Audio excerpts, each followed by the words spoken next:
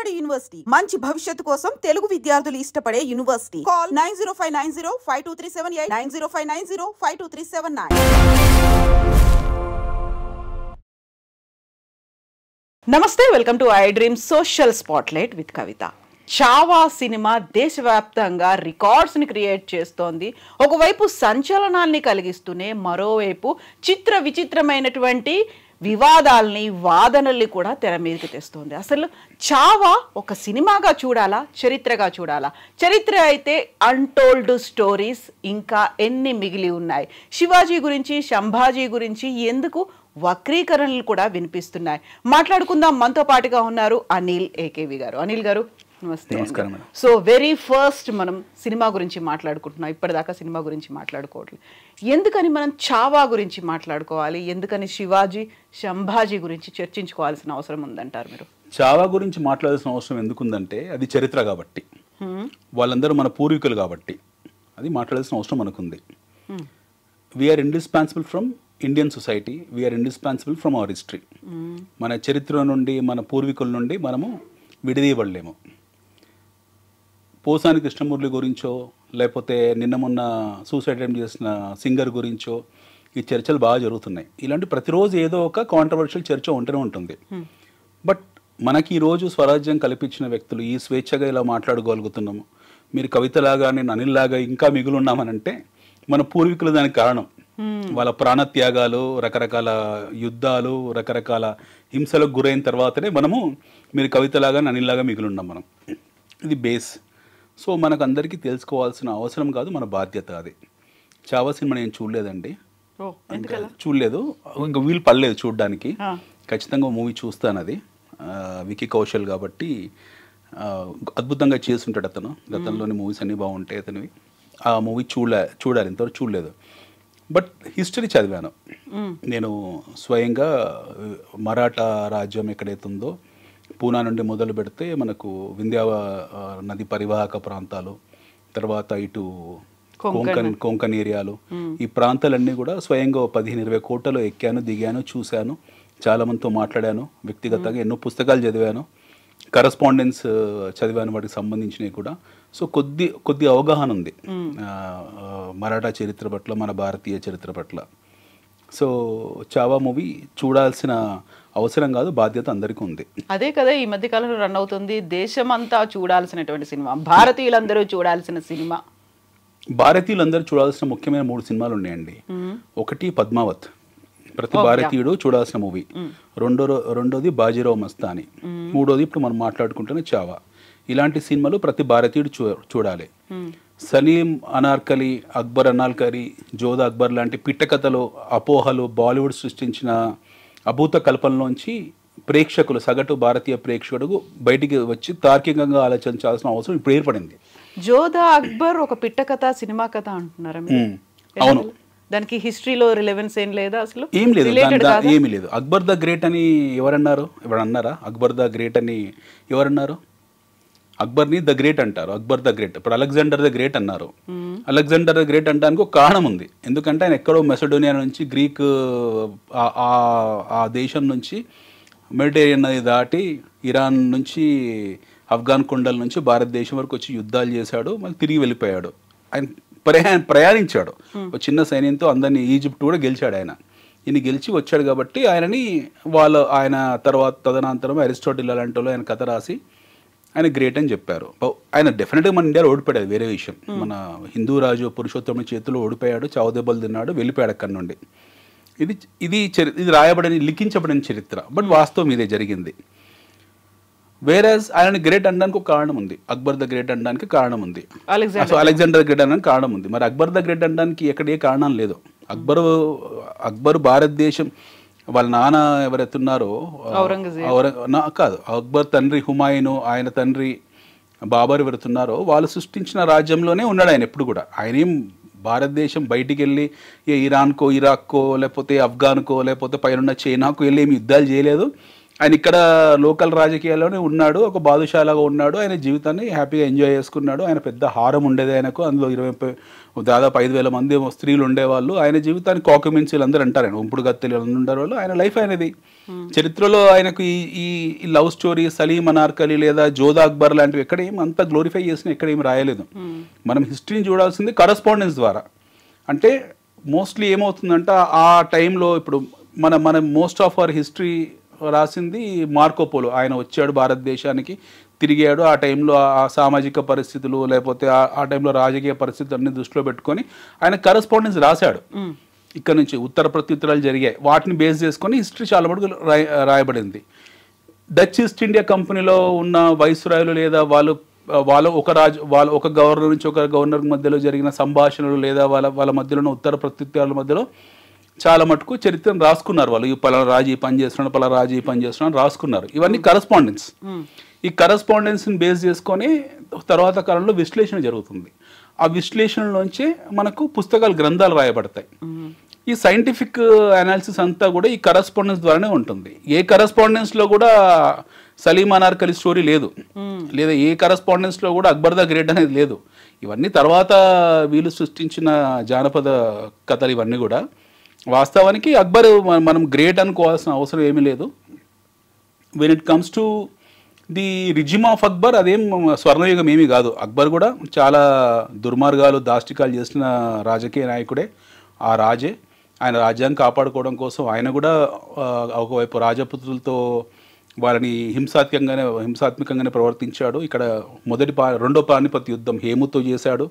అందులో చాలామంది హింసకు గురయ్యారు. ఇవన్నీ జరిగాయి అక్బర్ కాలంలో కూడా. సో వీళ్ళందరూ కూడా మన్సుబ్దార్ అనే ఒక వ్యవస్థలో ఉండేవాళ్ళు. అంటే ఫ్యాక్షన్ చిన్న దండనాయకుల వ్యవస్థలో ఉండేవాళ్ళు. వాళ్ళందరికీ గ్రూప్ హెడ్గా ఒక బాదుషా ఢిల్లీలో కూర్చునేవాడు. అది బేసిక్ సిస్టమ్ అనమాట. వీళ్ళు ఎవరైతే ఉజ్బెక్ మంగోల్స్ తయారు చేసుకున్న సిస్టమ్ అది. So when it comes to మనం ముఖ్యంగా 3 విషయాలు మాట్లాడుకోవాల్సిన అవసరం ఉంది. ఒకటి, అక్బర్ అనే విషయం పక్కన పెడితే మంగోల్స్ ఎవరు, ఈ మొగుళ్ళు, సో కాల్డ్ మొగుల్స్, వీళ్ళ రూట్స్ ఏంటి, వీళ్ళు ఎవరు, అసలు మంగోల్స్ ఎవరు, వీళ్ళ మానసిక పరిస్థితి ఏంటి, వీళ్ళ సామాజిక పరిస్థితి ఏంటి, వీళ్ళ జీవిత దృక్పథం ఏంటి, వీళ్ళు మిగతా ప్రజలతో ఎలా ప్రవర్తించేవాళ్ళు, ఇది మనం ఫస్ట్ చర్చించాల్సిన విషయం. భారతదేశం ఎందుకు కనిపించింది వాళ్ళకు ఎవరికి, మంగోల్స్ గురించి. మనము మొగుల్స్ గురించి మాట్లాడదాం. మొగుల్స్ సంతతే మంగోల్స్. ఇందులో చెంగిస్ ఖాన్ వారసత్వం కొద్దిగా ఉంటుంది, తైమూరు నీడలు కొన్ని ఉంటాయి. తైమూర్, చెంగిస్ ఖాన్ వీళ్ళ వాసనలు చాలా కనపడతాయి వీళ్ళ మీద. ఒక పాయింట్.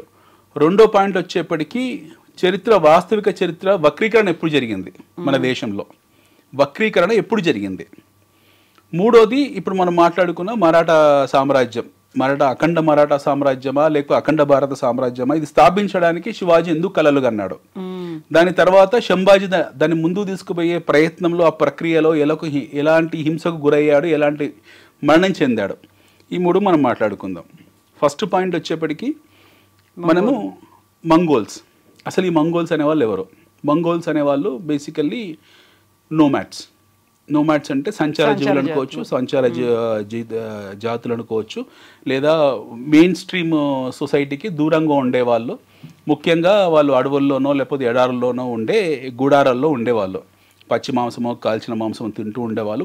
వాళ్ళకంటూ ఒక నీతి సపరేట్గా ఉండేది. వీళ్ళు చుట్టుపక్కల రాజ్యాలని కబలించడము లేదా వాళ్ళ మీద దాడులు చేయడము ఇలా చేసి వాళ్ళ నుంచి ఆహార ఉత్పత్తుల్ని దోచుకొని వెళ్ళి వాటి మీద ఆధారపడి బ్రతికేవాళ్ళు. చెంగిస్ ఖాన్ కూడా ఆ కోవకు చెందినవాడే. చెంగిస్ ఖాన్ కూడా ఒక జాతికి చెందినవాడే. ఈ మంగోల్స్ వాళ్ళు Genghis Khan is not a Muslim. అది ఖాన్ అనేది ఒక నాయకుడికి ఉన్న పేరు. ఖాన్ అంటే నాయకుడు, తెగ నాయకుడిని ఖాన్ అనేవాళ్ళు. చెంగిస్ ఖాన్ని తెగ నాయకుడు కాబట్టి ఆయన ఖాన్ అనేవాళ్ళు. సో చెంగిస్ ఖాన్ ఆయన పరిపాలనలో ఉన్న ఎన్నో రాజ్యాలు ఉన్నాయి. ఈరోజు వచ్చేప్పటికీ తుర్కుమెనిస్తాను, ఉజ్బెకిస్తాను, ఆర్మేనియా, అజర్బైజాను, ఇవన్నీ కొంచెం మంగోలు, కొద్దిగా చైనా, ఇవన్నీ కూడా చెంగిస్ ఖాన్ రాజ్యంలో ఉండేవి. అందులో ఉజ్బెకిస్తాన్ వచ్చేప్పటికీ ఒక రాజ్యం. ఆ ఉజ్బెకిస్తాన్ రాజ్యము అప్పట్లో ఒట్టమాన్ సఫావిద్ల కంట్రోల్లో ఉండేది. ఒట్టమాన్లు అంటే ఈరోజు టర్కీని మనము ఒట్టమాన్ రాజ్యము. బై ద వే ఒట్టమాన్నే మనము ఈరోజు ఉస్మానియా అంటే ఒట్టమాన్ అర్థం. మనం ఇప్పుడు ఉస్మాన్ యూనివర్సిటీ హాస్పిటల్స్ ఇవన్నీ ఉస్మానియా అనే పేరుకు దీనికి ఉన్న మాతృక ఒట్టమాన్. సో వీళ్ళందరూ తుర్కీ రాజులు. అక్కడ ఇంకో రాజ్యం ఉండేది ఇరాన్లో, దాని పేరు సఫావిద్ రాజ్యం. ఈ రాజ్యానికి ఈ రాజుల మీద ఈ రాజులకు వీళ్ళకు ఎవరికి ఈ ఉజ్బెక్ సమర్కండ్లో ఉన్న రాజులకు ఇంటర్ కనెక్షన్ ఉండేది. వాళ్ళ మధ్యలో గొడవలు యుద్ధాలు ఎన్నో జరిగేవి. ఈ బాబర్ అంటే ఆయన మొదటిసారి వాళ్ళ అక్కడికి వెళ్ళాడు. అక్కడి నుండి భారతదేశానికి వచ్చాడు. Years come to India. అప్పటికి ఇబ్రాహిం లోడి మన దగ్గర పరిపాలిస్తున్నాడు. అలావుద్దీన్ ఖిల్జీ తర్వాత ఉన్న స్లేవ్ డైనాసిటీ వీళ్ళందరూ ఎవరైతే ఉన్నారో ఈ దౌలతాబాద్ చుట్టుపక్కల వీళ్ళందరూ ఉన్నారు. ఈయన పరిపాలిస్తున్నాడు. ఎవరు? మన ఇబ్రాహిం లోడి. ఆయన డైరెక్ట్గా అక్కడి నుంచి వచ్చాడు. బాబర్ వచ్చాడు. బాబర్ మొదటిసారి భారతదేశంలోకి వచ్చినప్పుడు అప్పటికి ఇరాన్లో ఈ ఇరాన్ అంటే పర్షియా లేకపోతే టర్కీ కొంచెం అడ్వాన్స్గా ఉండేవాళ్ళు in terms of science and technology. Artillery విషయంలో కొంచెం టెక్నాలజికల్గా వాళ్ళు స్ట్రాంగ్గా ఉండేవాళ్ళు. ఆయన వస్తున్నప్పుడు పిరంగులు తీసుకొని వచ్చాడు భారతదేశంలోకి మొదటిసారి. మందుగుండు సామాన్ తీసుకొని వచ్చాడు. ఆ మందుగుండు సామాన్తో యుద్ధం చేశాడు. ఇక్కడ ఇబ్రాహిం లోడిని పక్కన పడేశాడు, వశపరుచుకున్నాడు. మొదటిసారి ఉత్తర భారతదేశంలో రాజ్యం ఏర్పరిచాడు. That is the foundation of Mongol రాజ్యం. మంగోల్ రాజ్యానికి ఫౌండేషన్ అదే. సో ఆయన తర్వాత ఆయన కొడుకు హుమాయూన్ ఆయన కాల్జారి పడిపోతాడు, ఆయన చనిపోతాడు, అది వేరే విషయం. తర్వాత వచ్చిన ఆయన అక్బరు ఆయన దిన్ని హిలాయి అనేది ఒక మతాన్ని సృష్టించాడు. అన్ని సర్వమతాలు అని చెప్తారు, అది స్టోరీ ఒకటి ఉంది. బట్ ప్రిడామినెంట్లీ ఆ వాసనలు ఉన్నాయి, తాత ముత్తాతల నాటి వాసనలు అలాగే ఉన్నాయి. ఎందుకంటే వీళ్ళందరూ మళ్ళీ చెంగిస్ ఖాన్ వారసులే. తైమూర్, చెంగిస్ ఖాన్ ఆ ప్రావిన్స్ నుంచి వచ్చిన వాళ్ళే. సో డెఫినెట్గా ఆ కల్చరల్ హెజిమోనీ వాళ్ళ దగ్గర ఉంటుంది. ఎట్ ది సేమ్ టైం ఆ సోషల్ ఫ్యాబ్రిక్లో ఉన్నారు వాళ్ళు. దానికన్నా మించి ఏంటంటే వాళ్ళ వారసత్వంలో ఉన్నారు వాళ్ళంతా కూడా. సో డెఫినెట్గా అక్బర్లో కూడా ఆ వాసనలు కనపడతాయి మనకు చాలా సందర్భాల్లో. అక్బర్ గురించి మనము గొప్పగా చెప్పుకోవాల్సిన అవసరం లేదు. సో అక్బర్ కూడా చాలా చిన్న చిన్న రాజ్యాలను వశపరుచుకున్నాడు, కొంతమంది బెదిరించాడు, కొంతమంది బ్లాక్మెయిల్ చేసుకున్నాడు. ఆయనతో మంచి రిలేషన్షిప్స్ కోసం ఈ రాజపుత్ర రాజులు వాళ్ళ పిల్లలని ఇచ్చారు, వాళ్ళ బంధుత్వం ఏర్పరచుకున్నారు, ఇవన్నీ జరిగాయి. సో అదే అక్బర్ శరణార్థిగా సంభాజీ దగ్గరికి కూడా ఈయన వేరే, ఈ అక్బర్ వేరే. ఈ అక్బర్ వేరు, శరణార్థి. ఈయన ఔరంగజేబ్ కొడుకు. ఆయన ఆ అక్బరు వచ్చి హుమాయూన్ కొడుకు, బాబర్ మనవడు. ఇప్పుడు మీరు మాట్లాడుతున్న అక్బర్ వచ్చేసి ఈయన ఔరంగజేబ్ కొడుకు. చాలా మధ్యలో 3 తరాలు. ఇక్కడికి వచ్చాను, అక్బర్ దగ్గరికి వచ్చాను. అక్బరు తర్వాత ఆయన చనిపోతాడు. ఆయన తర్వాత ఆయన కొడుకు ఉంటాడు జహాంగీర్ అని చెప్పి. ఇప్పుడు మన సలీం అనార్కలి స్టోరీ మాట్లాడింది జహాంగీర్ గురించి. జహాంగీర్ అత్యంత క్రూరుడు చరిత్రలో. ఆయన సలీం అనార్కలి లవ్ స్టోరీ నడిపేంత గొప్పవాడు ఏం కాదు ఆయన. జహాంగీర్ అత్యంత క్రూరుడు, చాలా క్రూరుడు జహాంగీర్. ఆయన తమ్ముళ్ళని ఎంతోమంది హత్య చేయిస్తాడు. ఆయన నుంచే ఈ హత్యా పరంపరలు మొదలవుతాయి. అన్నదమ్ముల మధ్యలో హత్యా పరంపరలు మొదలైంది జహాంగీర్ నుండి. ఆ పదవుల కోసం ఐదర్ క్రౌన్ ఆర్ గ్రేవ్, కిరీటం అన్న ధరించు లేదా సమాధిలో కన్నా వెళ్ళు. ఈ 2 ఆప్షన్స్ అనమాట. ఒక రాజు ఉండంటే ఆ రాజుకు ఒక 10 మంది కొడుకులు ఉన్నారంటే అందులో ఎవడో ఒకడు చక్రవర్తి కావాలి, మిగతా 9 మంది చావాలి. ఈ పరంపర మొదలైంది జహాంగీర్ నుండి. అక్బర్కి ఆ ప్రాబ్లం లేదు, అక్బర్ ఒక్కడే. But when it comes to Jahangir వచ్చేప్పటికి ఏంటంటే జహాంగీర్కు చాలామంది అన్నదమ్ములు ఉన్నారు. అందరినీ కొంతమంది బంధించాడు, కొంతమంది చంపాడు, కొంతమంది వాళ్ళ లెక్కల్లో కూడా లేకుండా పోయారు. ఆయన చక్రవర్తి అయ్యాడు, బాదుషా అయిపోయాడు జహాంగీర్ తర్వాత జహాంగీర్ కొడుకు షాజహాన్. సో షాజహాన్ కూడా చక్రవర్తి కావడానికి ఆయన అన్నదమ్ములను చంపిస్తాడు, ఎంతోమందిని చంపిస్తాడు అన్నదమ్ముల్ని. ఎంతోమంది అన్నదమ్ములు చంపించిన తర్వాతనే షాజహాన్ చక్రవర్తి అవుతాడు. ఇప్పుడు షాజహాన్ ముంతాజ్ మహల్ మధ్యలో ఉన్న love story so called romanticise చేసింది మళ్ళీ ఒక కాంట్రవర్సీ. అందులో ఎన్నో కాన్స్పిరెన్సీస్ ఉన్నాయి. ఇప్పుడు ఆమె ముంతాజ్ మహల్ని తీసుకెళ్ళి ఇక్కడ సమాధి చేశారా, తాజ్మహల్లో చేశారా, అసలు తాజ్మహల్ అప్పుడే నిర్మించబడిందా లేకపోతే ఆయన నిర్మించాడా, అది అవన్నీ మనకు తెలిసిందే. అవన్నీ కూడా అలా సీక్రెట్ ఛాంబర్స్ ఉన్నాయి. దాని ఫౌండేషన్ టోటల్గా డిఫరెంట్గా ఉంటుంది ఇదనమాట. ఇప్పుడు ఢిల్లీలో కుతుబ్ మినార్ ఉంది. కుతుబ్ మినార్లో మీకు చాలా స్పష్టంగా శిల్పాలు కనపడతాయి. అందులో ఈరోజు ఎవరు నేకెడ్ ఐతో చూసినా సరే you can see the Indian sculptures, ఈ హిందూ గాడ్స్ కనపడతారు అందులో ఈ రోజుకి కూడా. తర్వాత కుతుబ్ మినార్ని ఈయన నిర్మించుకున్నాడు, కుతుబుద్దీన్ ఐబక్, ఆయన పేరు మీద పెట్టింది అది. తర్వాత ఆయన దాన్ని కూల్చేదే చేశాడు. తర్వాత ఈయన షాజహాన్ నిర్మించిన తాజ్మహల్ మీద మనకున్న కాంట్రవర్సీలు తెలిసిందే. దాని కార్బన్ డేటింగ్లో కూడా వీళ్ళ మొంగల్స్ రాకముందుకే ఉంది తాజ్మహల్ అని చెప్పేసి ఇంకొక థియరీ ఉంది. బట్ ఎనీ విచ్ వేస్ మనకు అవన్నీ రావు, క్లాసిఫైడ్స్ వాటి గురించి మనకు అవగాహన లేదు. నెక్స్ట్ వచ్చేప్పటికి ఆయన కొడుకు ఔరంగజేబు, సో కాల్డ్ ఔరంగజేబు. ఈ ఔరంగజేబు ఈ క్రూరత్వంలో పరాకాష్ట. వీళ్ళందరికీ ఇంకా గాడ్ ఫాదర్ అనమాట, క్రూరత్వంలో పరాకాష్ట. అవర షాజహాన్కు 4 కొడుకులు. పెద్దోడు దారాసిక్కో, ఆయన కొంచెం ముంతాజ్ మహల్ పోలికలు అందంగా ఉండేవాడు. రెండోవాడు వచ్చి మురాద్, వారి బెంగాల్ గవర్నర్గా పంపించాడు. మూడోవాడి పేరు గుర్తులేదు. 4వ వాడు ఔరంగజేబ్. సో ఈ నలుగురు కొడుకుల మీద ఔరంగజేబ్ అంటే ఇన్సెక్యూరిటీ షాజహాన్కు మొదటి నుంచి కూడా. ఏదో చేస్తాడని చెప్పి ఆయనకు కూతురు ఉండేది జహనారా అని చెప్పి. మళ్ళీ వీళ్ళ దాంట్లో ఇంకో దరిద్రం ఏంటంటే వీళ్ళ కూతురికి ఎప్పుడు పెళ్లి చేయలేదు. షాజహాన్ కూతురు పెళ్లి చేయలేదు, ఔరంగజేబ్ కూతుర్లకు పెళ్లి చేయలేదు. వీళ్ళు ఎప్పుడో కూతుర్లు ఇంటి వరకే పరిమితం చేశారు తప్పిస్తే వీళ్ళకు అల్లులను తెచ్చుకునే హిస్టారికల్ రికార్డ్స్ ఏమీ లేవు వీళ్ళవి. సో షాజహాన్ కూతురు జహనారాని ఇద్దరిని కూడా ఔరంగజేబ్ తీసుకెళ్ళి ఆగ్రా కోటలో బంధిస్తాడు, ఫతేపూర్ సిక్రీ కోటలో బంధిస్తాడు. నాయన రోజు నువ్వు తాజ్మహల్ చూసుకో అని. ఈ ఆయనకున్న 3 అన్నదమ్ములు ఎవరైతే ఉన్నారో, పెద్దోడు దారాసిక్కో, మురాద్, ఇంకోటి ఉంటాడు, ఈ 3 చంపేశాడు. ఈ కిల్ 3 of them. దెన్ ఈ బికమ్ ది ఎంపరర్ ఫర్ ఢిల్లీకి ఎంపరర్గా వెళ్ళాడు. సో ఢిల్లీకి ఎంపరర్ వెళ్ళిన తర్వాత ఆయన చేసిన మొదటి పని ఏంటనంటే, ఢిల్లీ యమునా నది తీరంలో ఒక భాష ఉండేది, దాని పేరు కరబోలి భాష. అది సంస్కృత ప్రాకృత భాష. హిందీ, సంస్కృతం, ప్రాకృతం సంబంధించిన ఇండో ఆరియన్ భాష ఈ కరబోలి భాష. ఈ కరబోలి భాషని ఔరంగజేబ్ అడాప్ట్ చేసుకొని, అంటే అప్పటికే అమీర్ ఖుస్రో వీళ్ళందరూ కొంతమంది దాన్ని డెవలప్ చేశారు.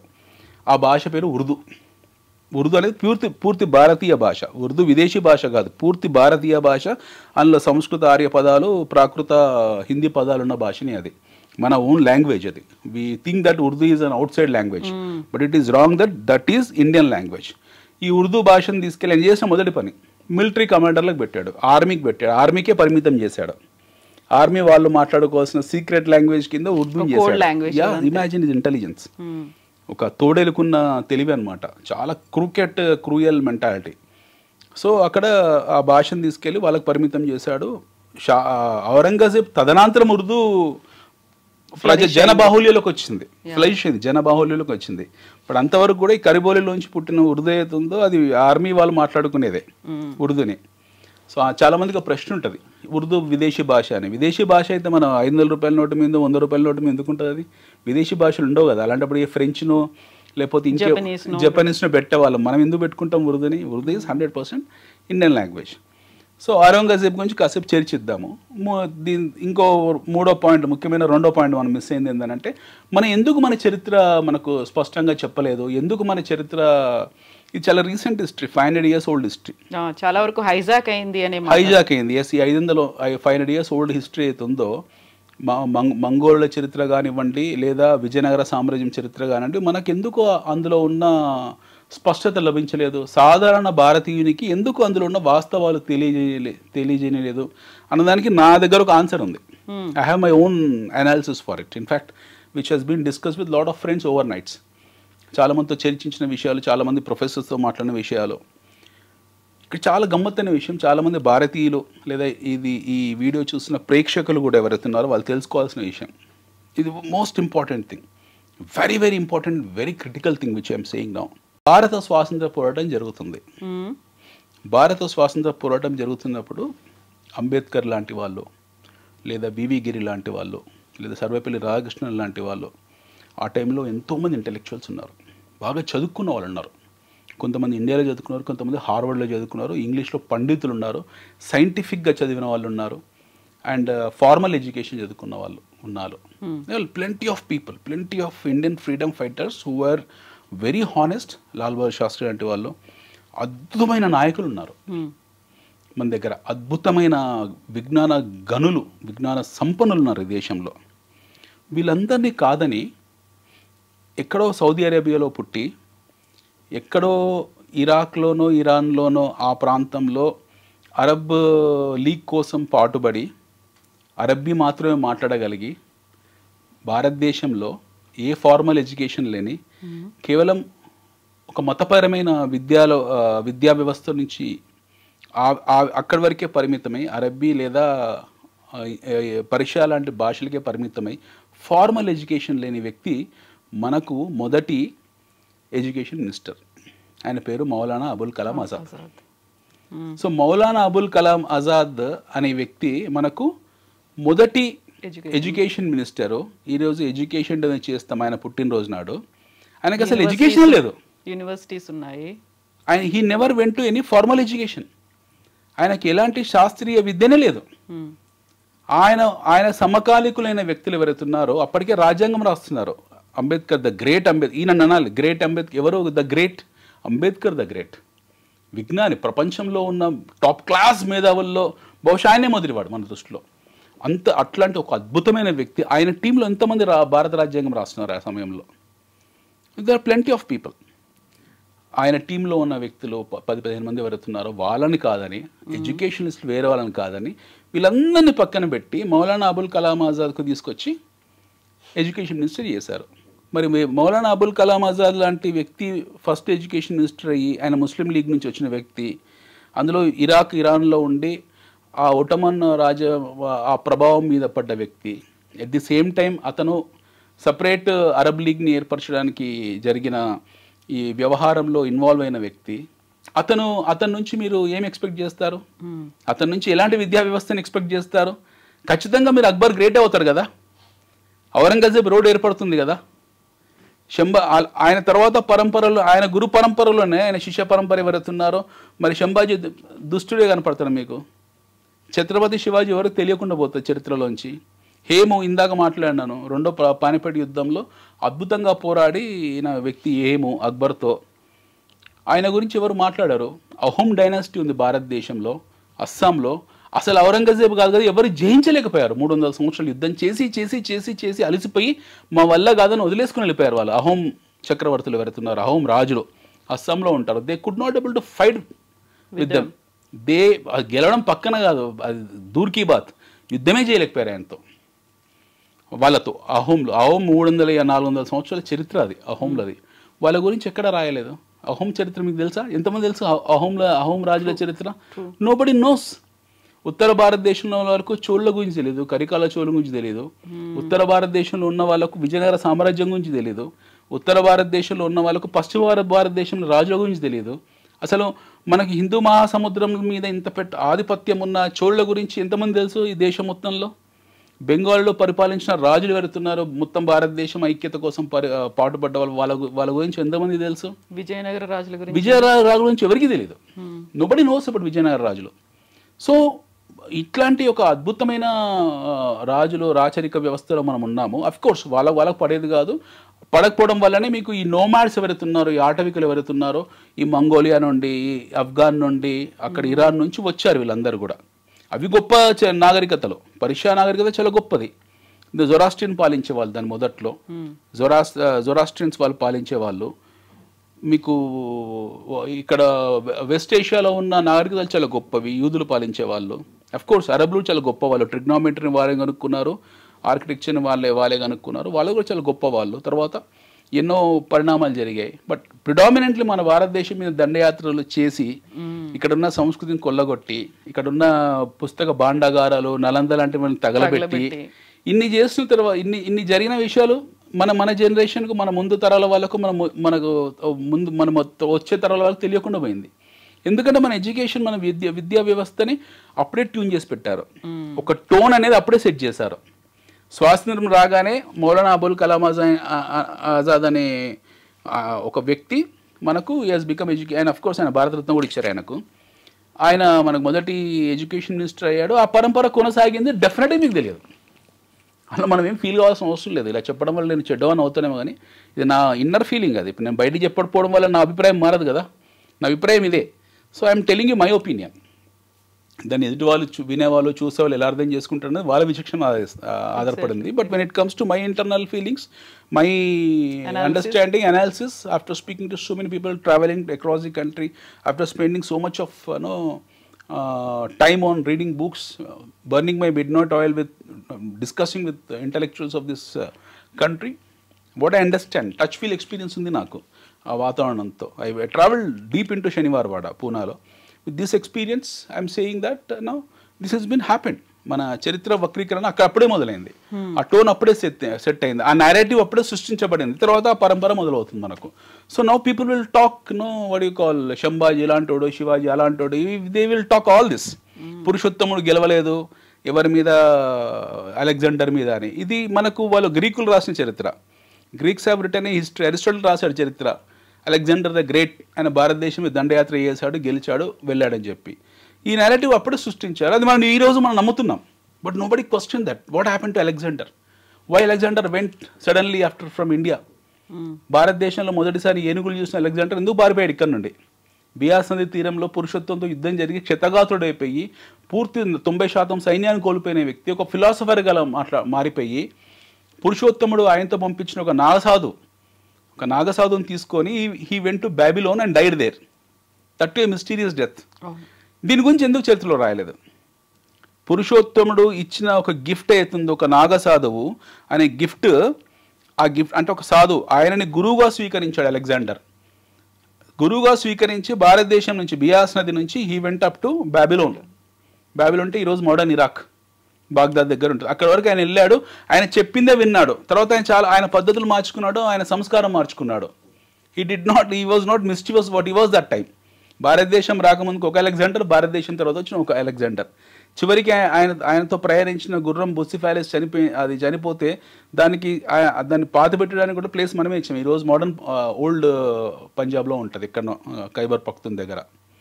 సో ఈ చరిత్రలో ఏం చెప్పారు మనకు? Had anyone told? ఎవరికైనా చెప్పారా అలెగ్జాండర్ భారతదేశం మీదకి వచ్చాడు, దండయాత్ర చేశాడు, హిందూ రాజు అయినటువంటి పురుషోత్తం మీద యుద్ధం చేశాడు, పురుషోత్తం ఓడగొట్టాడు. ఇది గ్రీకులు రాశారు, అది మనం నమ్మాము. పురుషోత్తముడి దగ్గర ఓడిపోయిన అలెగ్జాండరు ఆయనతో పాటు వెళ్తూ పురుషోత్తముడు ఆయనతో పంపించిన నాగసాధువు కూడా ఆయనతో పాటు వెళ్ళాడు అన్న విషయం ఏమైనా రాశారా? At anyone return? ఎవరైనా సెర్చ్ చేసుకోవచ్చు గూగుల్లో కావాలనుకుంటే. ఆయన పేరు నాకు గుర్తులేదు కానీ, but anybody can search in Google. And the same Naga sadhu he predicted the death of Alexander. Alexander చెప్తాడు, నువ్వు చాలా తొందరలో చావబోతున్నాడు ఆయన, నువ్వు బ్యాబిలోన్ దాన్ని అంతమందుకు దాన్ని డిస్ట్రాయ్ చేసేస్తాడు, పూర్తిగా విధ్వంసం చేస్తాడు. అలెగ్జాండర్కు ఆ బాబిలోన్ని టార్గెట్ ఉంటుంది. సైరస్ ది గ్రేట్ అనే ఒక మహారాజు కట్టించిన అది. ఆ సైరస్ ద మహారాజు ఎప్పుడు కూడా వెళ్ళి మెసిడోనియన్ దీవుల్ని జయించేవాడు. సో వీళ్ళ రాజ్యం కూడా విధ్వంసం చేశాడు. ఆయనకు అలెగ్జాండర్ కోపం ఉంది వ్యక్తిగతంగా. వాళ్ళ నాన్న ఫిలిప్ అని ఉంటాడు, ఆయన చెప్పాడు, అరే బాబు నువ్వు నెక్స్ట్ టార్గెట్ అదే పెట్టుకో మనసులో అని. సో వీడు రాజు అయిన తర్వాత మొదటి దండయాత్ర చేసింది బాబిలోన్ మీదనే. దాన్ని పూర్తిగా విధ్వంసం చేసి తునకలు చేసి then he went to other parts of Persia, then Egypt, then he come to Bias Nadi.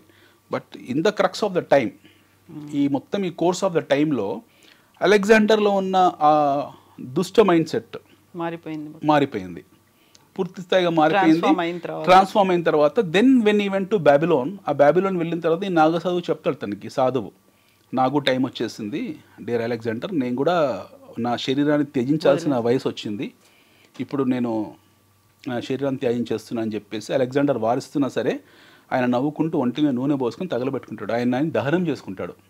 And this is an front of Alexander and this team of commanders. Alexander team and of commanders అందరు వేడుకుంటారు, వద్దు గురుగారు మీరు చావకండి, ఆత్మహత్య చేసుకోకండి, అది ఆత్మహత్య కాదురా, ఇది శరీర త్యాగము, ఆత్మకు మరణం లేదు అని చెప్పి ఆయన ఒంటిని నూనె పోసుకొని తగలబెట్టుకుంటాడు బ్యాబిలోన్లో. అండ్ అది కూడా నవ్వుకుంటూ ప్రాణత్యాగం చేస్తాడు. ఇది రాశారు చరిత్రలో. ఆయన చెప్పినట్టే అలెగ్జాండర్ చాలా ఆ తర్వాత నెలకు 2 నెలలకు చనిపోతాడు, మిస్టీరియస్ డెత్ అయినది. Nobody has return this history. సిమిలర్గా ఇలాంటి చరిత్ర రాయని లిఖించబడని చరిత్ర అవుతుందో మన దేశంలో కోకలుగలో ఉంది. సో మరాఠా చరిత్ర గురించి ఎవరు రాశారు? నోబడీ రోట్ అబౌట్ మరాఠా చరిత్ర. ఇప్పుడు మనం will come to Aurangzeb. Maratha చరిత్ర అనగానే ఫస్ట్ గుర్తొచ్చేది ఛత్రపతి శివాజీ మహారాజ్. ఆయన మాత్రం గుర్తొస్తూ బాగున్నారు, ఛత్రపతి శివాజీ మహారాజ్ అని ఉద్వేగంగా అన్నారు మీరు కూడా, అది ఆటోమేటిక్ వచ్చేస్తుంది కదా.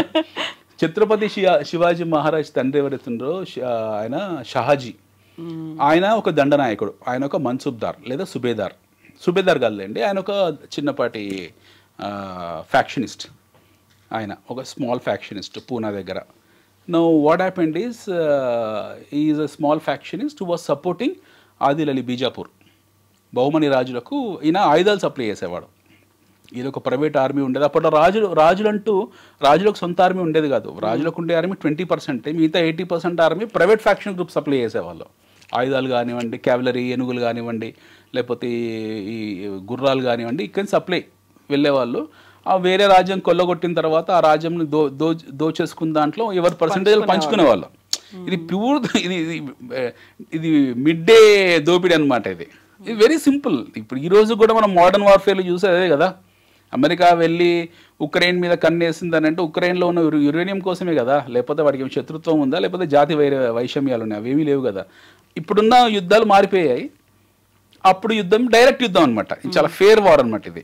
వీళ్ళు వెళ్ళడము, వాళ్ళని కొల్లగొట్టడము, ఆ రాజ్యంలో ఉన్న ఆయుధాలని, లేకపోతే ధాన్యాగారాన్ని, లేకపోతే భాండాగారాలని ఏవైతే ఉంటాయో నగలు నట్ర పుట్ర అన్నీ తీసుకొని పారిపోవడం అక్కడ నుండి. సో ఇలాంటి పనులు ఈ రాజులు చేసేవాళ్ళు బేసికలీ. యుద్ధాలు దీనికోసమే జరిగేది. But there is one Raju is exception from this. ఒకడు ఉండేవాడు ఇందులో నుంచి ఎక్సెప్షన్.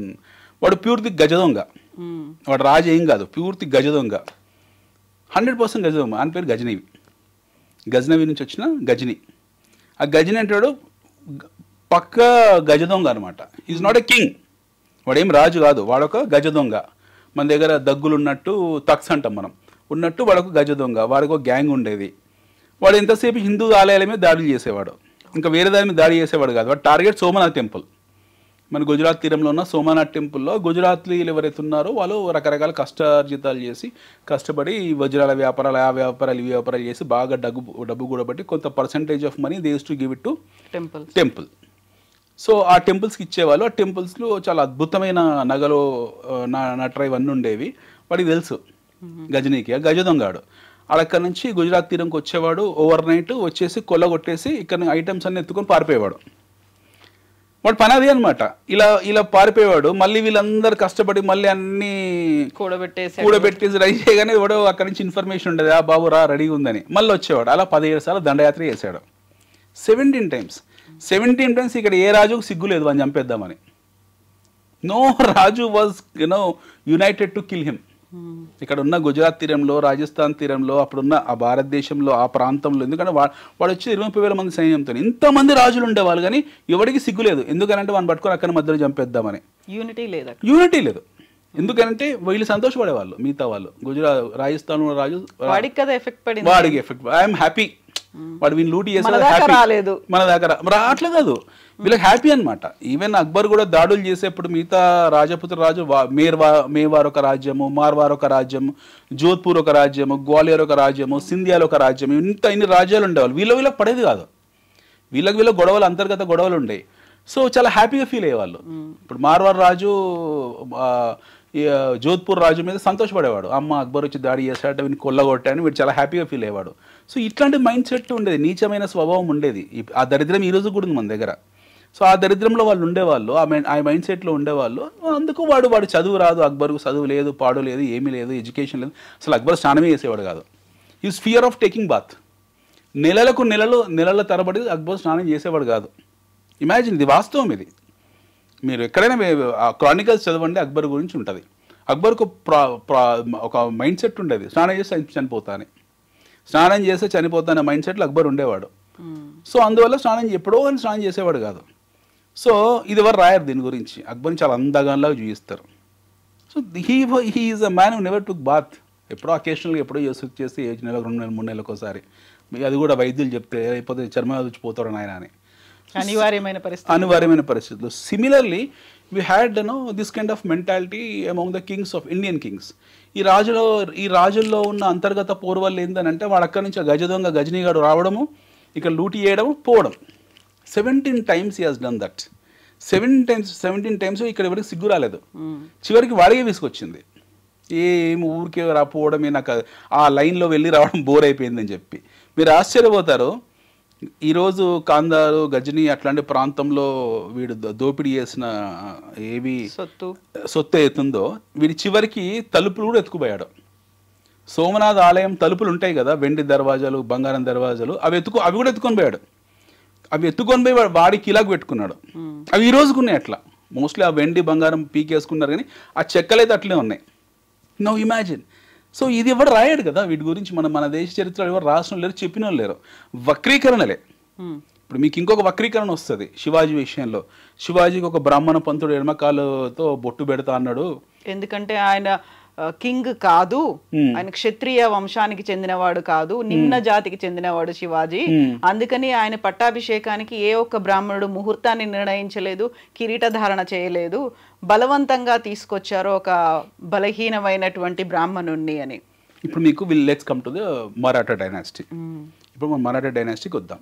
ఇప్పుడు ఇందాక మనం అనుకున్నట్టు షాజీ రాజా ఎవరైతే ఉన్నారో శివాజీ తండ్రి, ఆయన ఒక సామంత రాజు అనుకుందాం, లేదా ఒక దండనాయకుడు అనుకుందాం, లేకపోతే ఆయన ఒక ఫ్యాక్షనిస్ట్ అనుకుందాం, వాట్స్ ఎవర్. ఆయనకు ఒక గ్రూప్ ఆఫ్ పీపుల్ ఉండేవాళ్ళు. He was assisting Bahmani sultans. బీజాపూర్లోనూ బహుమని సుల్తాన్కి అసిస్ట్ చేసేవాళ్ళు. ఆయన ఆయన ఆయన చేసిన కార్యక్రమాలు అంటే వీళ్ళందరూ హంపి మీద దాడులు చేస్తారు. వీళ్ళందరూ కూడా హంపిని ఒక్కసారి కాదు, హంపిని ఎన్నోసార్లు దోచుకుంటారు. విజయనగర సామ్రాజ్యం పతనంలో కూడా షాజీ రాజా చెయ్యింది. Let's take history as history, let us not be biased. Vijayanagara సామ్రాజ్య పతనంలో శివాజీ తండ్రి ఎవరైతే ఉన్నారో షాజీ రాజా, ఆయన హస్తం ఉంది, ఆయన చెయ్యింది.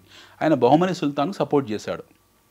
ఓకే, చివరి విజయనగర రాజు ఎవరైతే ఉంటారో, అప్పటికే కృష్ణదేవులు పోయారు, ఆయన చివరి రాజులు ఎవరైతే ఉంటారో పూర్తి స్థాయిలో నాశనం చేయడానికి ఈయన చెయ్యి ఉంది అందులో. సో ఆయనకు గిఫ్ట్గా, ఓకే, నా కమాండర్ ఇన్ చీఫ్ ఎవరైతే ఉన్నారో చాలా మంచి పని చేశాడని చెప్పి ఆయనకి ఏం చేశాడు, he makes him as a chieftain and he sends him to Karnataka, Bengaluru.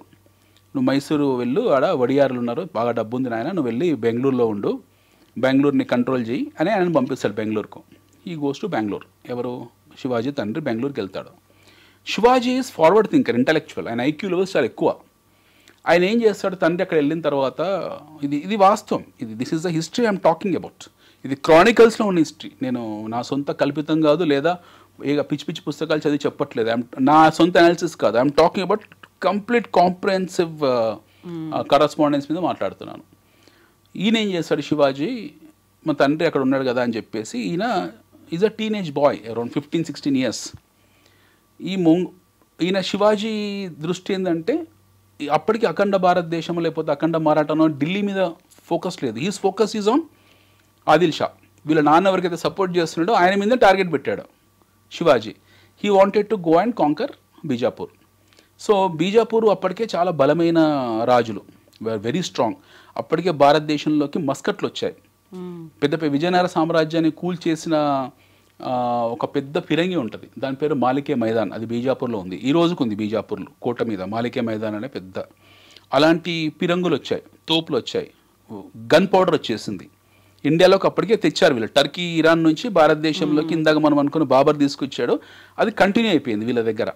So ఈ గన్ ఫౌండరీ వాళ్ళ దగ్గర ఉంది. సో ఇలాంటి సందర్భంలో వాడితో యుద్ధం చేయాలంటే I have only one option, I have to choose guerrilla war.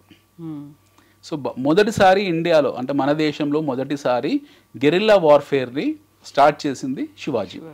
Guerrilla warfare గురించి సన్సు రాస్తాడు, the art of war. Chinese యుద్ధ నిపుణుడు, యుద్ధ రచయిత, యుద్ధ విశ్లేషకుడు, very great man by name Sun Tzu. ఆయన చైనీస్ అనమాట. బీసీ 6వ శతాబ్దంలో 5వ శతాబ్దంలో ఆర్ట్ ఆఫ్ వార్లో గెరిల్లా వార్ గురించి రాస్తాడు. ఈ గెరిల్లా అనే పదం కూడా ఈ ఫ్రెంచో పోర్చుగీస్ నుంచి వచ్చింది. వాడు టాక్టిక్స్ కనుక్కుంటాడు, వాడి పేరు గెరిల్లానో గొర్రెనో ఉంటుంది, సంథింగ్ అట్లాంటిది ఆ పేరు అనమాట వాడిది. వారి నుంచి ఈ gorilla war or guerrilla war అనేది సృష్టించబడింది. ప్రిడామినెంట్లీ ఈ యుద్ధం ఏందనంటే అన్ని షార్ట్ కట్స్ వెతుక్కోవడం. This is a very short cut methodology. అంటే దన్మన్ చీకట్లో వెళ్ళి జస్ట్ లైక్ సర్జికల్ స్ట్రైక్ అంటే ఇంకొంచెం సర్జికల్ స్ట్రైక్లో ఒక నీతి నిజాయితీ ఉంది. యు గో అండ్ ఆ ఒక్క పార్ట్ని టార్గెట్ చేసి దాన్ని ఫినిష్ చేసి తేవాల్సింది తెచ్చేస్తారు. బట్ ఇది కాదు. ఇందులో ఏంటంటే వీళ్ళు వెళ్ళే దారిలో ఆ నీళ్ళని విషతుల్యం చేయడము, నీళ్ళలో విషం కలపడము, శత్రురాజులు రాకముందుకే వాళ్ళు తినాలనుకున్న ఆహారాన్ని చంపేయడము, లేకపోతే వాళ్ళ ఆహారం విషం కలపడము, వాళ్ళు వెళ్ళే దారిలో కందకాలు దువ్వడము, పాములు వదలడము, ఇలాంటిదన్నమాట. ఇది ఒక ఈ technique. This is a technique basically use in guerrilla war. So అన్ని కందకాలు దువ్వి పెడతారు, అందులో అన్ని రాళ్ళు, రప్పలు, కత్తులు, కటార్లు అన్నీ పెడతారు. వాడు వచ్చి అలా పడిపోతారు, ముసలను వదిలేస్తారు. ఇవన్నీ ఈ పద్ధతులన్నీ కూడా శివాజీ కనుక్కున్నాడు. దెన్ ఈ అండర్స్టూడ్ ప్లాటో మీద, ఫ్లాట్ ల్యాండ్ మీద యుద్ధం చేయడం వల్ల ఉపయోగం లేదు, వీళ్ళని పైకి కొండ మీకే రప్పించి అక్కడి నుంచి లేపేసేయాలని చెప్పి ఆయన రాయగఢ్, ప్రతాప్గఢ్, సింహగఢ్ ఇలాంటి కొన్ని కోటలు ఉన్నాయి. అవన్నీ ఆయన 15 టీనేజ్ వయసులో ఒక 12 కోటలను క్యాప్చర్ చేసుకున్నాడు ఆ పూనా చుట్టుపక్కల. పూనాలో ఉండడం ఉపయోగం లేదు, ఎందుకంటే గ్రౌండ్ అక్కడ ఎవడైనా ఇన్వేజన్ చేయగలుగుతాడు, ఇక్కడ నాన్ సెన్స్ అనమాట గ్రౌండ్ మీద ఉండడం వల్ల అని చెప్పేసి he shifts himself to the higher zone, altitude పెంచుకొని కొండల మీద దుర్గాలు కట్టి, లేదా అప్పటికే పాడుబడ్డ కోటలు ఏవైతే ఉన్నాయో వాటిని లీజ్ తీసుకొని కొంతమంది దగ్గర మాట్లాడుకొని ఎవరి కంట్రోల్లో ఉందో ఆ కోటలు మెయింటైన్ చేయడం చాలా కష్టం. వాళ్ళతో లీజ్ తీసుకొని మాట్లాడుకొని ఏదో చేసి మొత్తానికి 10-12 కోటలు రెడీ చేసి పెట్టుకుంటాడు Shivaji. Then he request king బై నే మోరే, ఆ రాజు కొంకన్ రాజు వెళ్ళి, అరే నాయన నేను బీజాపూర్ మా దండయాత్ర చేయాలనుకుంటున్నాను, నాకు సపోర్ట్ చేయి అని అంటే వాడు ఒప్పుకోడు. ఆ మౌర్య రాజు ఒప్పుకోకపోతే శివాజీ ఫస్ట్ ఇన్వేషన్ అనమాట. శివాజీ మొదటి విజయము ఆ మౌర్య రాజు మీద. గెరిల్లా వార్ టాక్టిక్స్తో వెళ్ళి ఆ మౌర్య రాజుని ఓడించి కంప్లీట్గా ఆయన కంట్రోల్ తీసుకుంటాడు. ఈ ప్లాటో ఏతుందో అంటే పూనా నుంచి మీ కొంకన్ ఏతుందో అంత వ్యాలీ జోన్, చాలా కష్టం అనమాట. అక్కడ ఫ్లాట్ ల్యాండ్ ఎక్కడ ఉండదు, అక్కడ యుద్ధాలు చేయాలన్నా సరే కొండలు ఎక్కి దిగి చేయాల్సిందే అనమాట. సో దాన్ని ఆయన కంట్రోల్ తీసేసుకుంటాడు. దెన్ బీజాపూర్ రాజు భయపడతాడు ఇది తేడా వచ్చింది అని. దెన్ ఈ లాస్ట్ హిస్ ఫాదర్ షాజీ, బాబు మీ కొడుకు ఇట్లా చేస్తున్నాడు ఏంది సంగతి అని అంటే ఆయన అంటాడు, నా కొడుకు నా చేయి దాటిపోయాడు, is out of my hands అని చెప్తాడు. ఇది వాస్తవం జరిగింది. Okay, Dutch East India company తాలూకు క్రానికల్స్లో ఉన్నది నేను మాట్లాడుతున్నాను. Is out of my hands అని చెప్తే ఆయన మన శివాజీ ఇక తండ్రి మాట కూడా వినాడు, ఈ నెగ్లెక్ట్స్ హిజ్ ఫాదర్. దెన్ ఒకటి తర్వాత ఒకటి ఈ క్యాప్చర్స్ ఆల్మోస్ట్ 30-35 ఫోర్ట్స్. ఆయన ఆధీనంలో 30-35 కోటలు వెళ్ళిపోతాయి. పూర్తి స్థాయి మరాఠాలు ఈరోజు మనం మాట్లాడుతున్న Maharashtra, to some extent Karnataka, to some extent Gujarat, to some extent Madhya Pradesh, to some extent Chhattisgarh, ఈ ప్రాంతం అంతా ఆయన కంట్రోల్లోకి వచ్చేసింది. Then for him Bijapur is nothing, Bijapur రాజు నథింగ్ అనమాట. ఇదంతా జరిగిన తర్వాత అక్కడ నుండి ఔరంగజేబు కబురు పెడతాడు, అరే నాయన నువ్వు చాలా భారీ స్థాయిలో వెళ్తున్నావు కదా, why don't to take over complete Deccan. పూర్తి స్థాయి దక్కన్ అంటే దక్షిణ భారతదేశం. అప్పుడు దక్కన్ అంటే అప్పుడు తమిళనాడు వరకు మొత్తం కూడా మనకు దక్కన్ లాగానే వచ్చేది. కొద్ది భాగాలు వదిలేస్తే ట్రావెన్ కోర్ కొద్ది వదిలేస్తే మ్యాక్సిమం టెరిటరీ అంతా కూడా డక్కన్లో ఉండేది, ఇంక్లూడింగ్ గోల్కొండకు అప్పుడే ఔరంగజేబు వచ్చి ఊచకోత కోసి 20,000 మంది సైనికుల్ని హైదరాబాద్లో చంపెళ్తాడు. Aurangzeb also comes to Hyderabad. He attacks Nizam Shahi ఇక్కడ ఉన్న మన దగ్గర సైనికులను 20,000 మందిని ఊచకోత కోసి వెళ్తాడు ఔరంగజేబు. సో కానీ ఆయన ఎప్పుడు జయించలేకపోతాడు దీన్ని. ఈ ప్రాంతం మీద పట్టు కావాలంటే ఆయనకు ఒక సుబేదారు కావాలి. దెన్ ఈ ఆఫర్స్ సుబేదారి టు శివాజీ చెప్తాడు, బాబు నువ్వు సుబేదారి తీసుకో, మొత్తం దక్కన్ని ఇంక్లూడింగ్ కర్ణాటక, మైసూర్ గీసూరు మీ నాయనని రిటైర్ చేస్తా, నువ్వు తీసేసుకో అని చెప్తే అక్బర్ శివాజీ ఆలోచనలో పడతాడు. ఒకవేళ నేను సుబేదారుగా వెళ్ళానంటే మిగతా రాజుల పరిస్థితి నా పరిస్థితి. ఎందుకంటే ఔరంగజేబ్ క్రూరుడు, ఈజ్ ఏ డర్టీ పర్సన్. తండ్రిని చంపేశాడు. చంపడం అంటే తండ్రిని 8 సంవత్సరాలు బంధించాడు, తండ్రితో పాటు సొంత చెల్లెని బంధించాడు. హీ కెప్ దెమ్ అజైలంలో పెట్టాడు, ఆయన కోర్టులో పెట్టేసి వాళ్ళని ఒక పూట భోజనం పెట్టి 8-9 సంవత్సరాలు ఆ భోజనంలో పాయిజన్ పెట్టి చచ్చిపోయే పరిస్థితి తీసుకొచ్చి చంపేశాడు లిటరల్. ఎందుకంటే బందీ ఒక రాజు, ఆయన షాజాను అంత పెద్ద చక్రవర్తి బందీగా ఉంటే ఆయన మానసిక స్థితి అంతా అల్లకల్లలో ఉంటే అర్థం చేసుకోవచ్చు. He dies. Then he kills his own brothers. దారాసిక్కోని చంపేస్తాడు for a simple reason that దారాసిక్కోకు పరమత సహనం ఉండేది. ఆయన అందరితో బాగా కలిసి తిరిగేవాడు. ప్లస్ ఆయన సంస్కృతం నేర్చుకున్నాడు, చాలా మటుకు సంస్కృతంలో ట్రాన్స్లేట్ చేయడం మొదలుపెట్టాడు. He has created fundamental radicalism. ఎవరు? ఔరంగజేబ్. అరే వీడు మొత్తం మన మతాచారానికి వ్యతిరేకంగా వెళ్తున్నాడు, మీరు లేపేయాలని చెప్పి వాడు రెండో తమ్ముడు పెడుతుంటాడు మురాద్ అని చెప్పి బెంగాల్ గవర్నరు, వాడు తాగుబోతు, వాడిని తీసుకొచ్చి వానితో ఈయన చేయి కలిపి వీని చంపేస్తాడు. అన్నని దారాసిక్కోని చంపి ఆ తలని శూలానికి గుచ్చి తండ్రికి గిఫ్ట్గా పంపిస్తాడు. రెండో బ్రదర్ పడుతుంటాడు మురాద్ అనేటాడు బెంగాల్లో, వాడు తాగుబోతూ వీడి వల్ల మనకు మొత్తం వంశనాశనం చేస్తున్నాడు వీడు, సో వీని కూడా లేపేయాలని చెప్పి మూడో అన్న ఉంటాడు, వాడు గుజరాత్ గవర్నర్, వాడి పేరు గుర్తు రావట్లేదండి, వాడికి చెప్పి వాడిని ఉసిగొల్పి ఇద్దరు కలిసి వీని చంపేస్తారు. ఎవరిని? మురాద్ని, బెంగాల్లో ఉండేవారిని. ఏమని చెప్తాడు, నాకు రాజ్యం మీద ఎలాంటి కాంక్ష లేదు, నీకు తెలుసు కదా నేను స్పిరిచువల్గా ఉంటా, నేను రోజు ప్రార్థనలు చేసుకుంటా, నేను రేపు పొద్దున్న మక్కకో మదీనాకి వెళ్ళిపోతా, తర్వాత రాజ్యాన్ని నువ్వే కాపాడుకోవాలి, వీడుంటే మటుకు రాజ్యం సర్వనాశనం అవుతుంది, వీళ్ళు లేపేద్దామని చెప్పి మురాద్ గారిని లేపేస్తారు. వాడు పోయిన తర్వాత ఈ మురాద్ అనేటువంటి womanizer, basically is a big time womanizer. ఈయన వాడు పోగానే ఈయన బలహీనం పడితే వీని కూడా లేపేస్తాడు. Then he takes over the crowd. Imagine the mind, ఎంత పెద్ద game plan. We have to appreciate his game plan. Exactly. తండ్రి ఉన్నాడు, సోదరులు ఉన్నారు, వాళ్ళందరినీ చంపేశాడు. కేవలం అక్కడ కనిపించింది పీఠం, కిరీటం. అంతే, పీఠం కిరీటం కోసము is very clear master mind అనమాట. మనం చాలా నేర్చుకోవాలి ఔరంగజేబ్ నుంచి. ఇలాంటి గేమ్లు, స్కెచ్లు ఒక సాధారణ పొలిటీషియన్ కానివ్వండి, సాధారణ వ్యాపారవేత్త కానీ నేర్చుకోవాల్సినవి చాలా ఉన్నాయి. నెగిటివ్ అనే కాదు, పాజిటివ్స్ కూడా. ఇది పాజిటివ్, ఇది గేమ్ అనమాట. ఇలా గేమ్ సెట్ చేసుకుంటూ వెళ్ళాడు. ఢిల్లీ పీఠం టార్గెట్ చేసుకున్నాడు, ముగ్గురు బ్రదర్స్ని లేపేశాడు. Then he took his father in to his control. He sends him in asylum. He keeps him for Fatehpur Sikri and he punishes him. Then he dies. Then he takes over the complete kingdom. Now he started implementing his fundamental radicalism. ఆయన షరియా లా పెట్టుకుంటూ వెళ్ళాడు. అంత ముందుకునే జిజియా ట్యాక్స్ని పెంచేశాడు. 60-70%, 80% తీసుకెళ్ళాడు. And ఇది చరిత్ర, ఇందులో అబద్ధం లేదు, ఇలా బయాస్ లేదు, పాడలేదు. It's hard core history. ఇది తీసుకున్నాడు. Then he takes the control of Delhi. ఇప్పుడు శివాజీ ఇంట్లో పడ్డాడు ఆలోచనలో. Shivaji is a normal king. ఇప్పుడు అఖండ మహారాఠా, అఖండ రాజ్యం అనేది secondary, but is a king.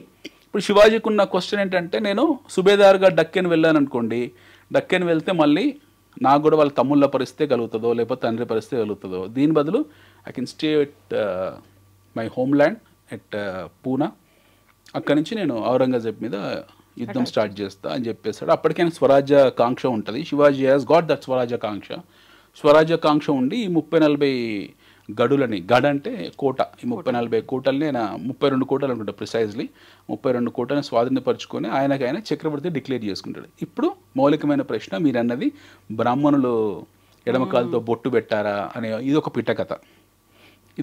పిట్టకథ అనమాట. సో ఆయన చక్రవర్తిగా డిక్లేర్ చేసుకుంటాడు.